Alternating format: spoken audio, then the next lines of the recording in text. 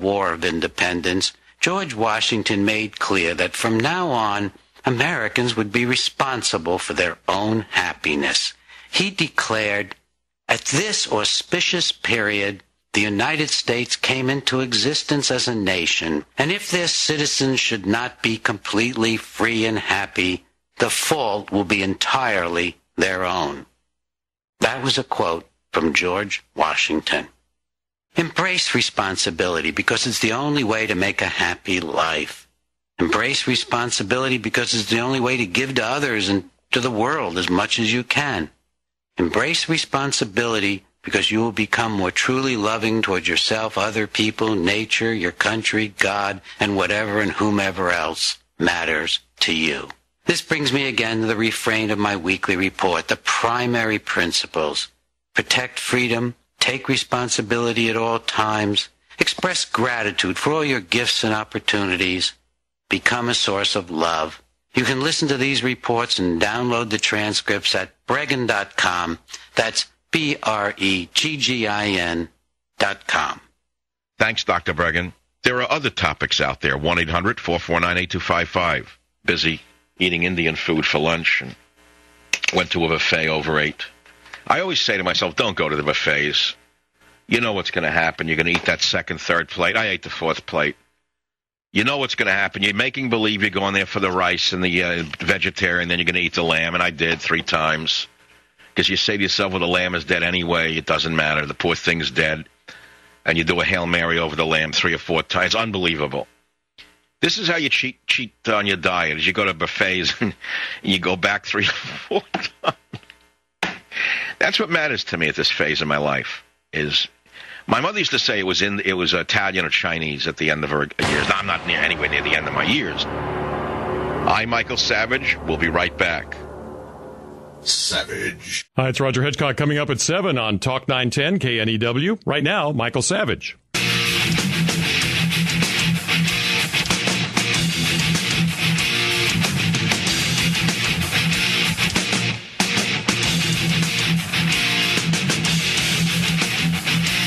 On my website, michaelsavage.com, there's an article by Matt Towery, which talks about the release of a true savage, that is the Lockerbie bomber, while the continuing banning of Michael Savage from the shores of the UK. Joining us now is Matt Towery to talk about his thoughts on this miscarriage of justice. Well, Michael, I'm pleased to join you again as a guest on the Savage Nation. Matt, give us a little background on your article. What made you write it? As you know, several months ago, when I first learned that you had been banned from entry into Britain by the British government, I wrote in my nationally syndicated column for Creator Syndicate my personal outrage that you had been unfairly listed along with a motley collection of hate mongers and even murderers as an undesirable who should be denied entry into the UK. Now, at that time, I was motivated because of the fact that I had the honor, and I do consider it one, as a younger man, of earning a degree at England's Cambridge University. Now, my memories of the people of England and of my days there are so precious to me that I was shocked to discover that a man who is as learned as you are and with the intellectual curiosity that you have and the numerous advanced degrees from some of the world's top universities that you have gained, and the fact that you've never engaged in any sort of violent behavior or advocated any sort of serious harm to anyone ever, that you could somehow be viewed as an individual who could incite civil unrest were you to enter Great Britain. A ban of Michael Savage, well, I thought to myself that had to be a prank.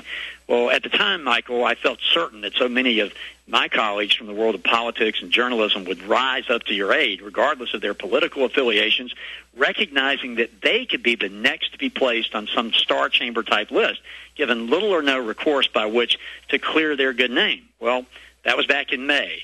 And, Michael, as you know, we're now in the summer, and we're entering the autumn, and there remains a deafening silence from many in the media, many of your fellow talk show hosts, conservative columnists, and politicians. And the time has come for these individuals to stand up and be counted because of new information that we've come to learn. But before I say that, and before I issue a challenge to all of these individuals, and in full recognition that my name is not a household name, I feel like I should explain why I feel I have standing to chide leaders in the various sectors of the media and government. Well, why is that?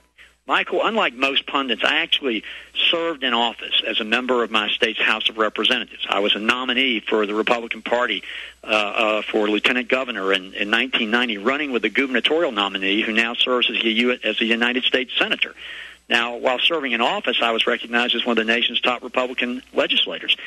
So unlike many pundits I've served, I was an aide to a U.S. Senator on Capitol Hill. I later served as a strategist for scores of congressional U.S. Senate gubernatorial congressional campaigns. And I guess my most important role was as chairman of Newt Gingrich's political operation prior to and during his term as Speaker of the House.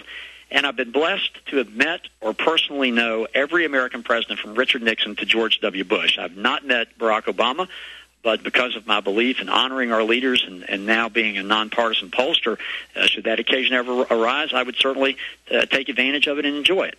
Now, these days, I head up one of the better-known nonpartisan political opinion firms called Insider Advantage, and I write my column where I let the chips fall where they may. Now, I say all of that to explain that I know many of the leaders of the various centers of power in America, the ones who should be outraged over your treatment and should demand a reversal of the decision made by now-departed British Home Secretary Jackie Smith in placing your name on this list in the first place. And while some have expressed their outrage over the situation, the effort has been far too tepid and muted. But now there has been a turn of events that should eliminate all barriers to political leaders and influential columnists refraining from saying or talking about the banning of Michael Savage in Great Britain and keeping it from being a front-page story or a front topic of discussion on radio and television.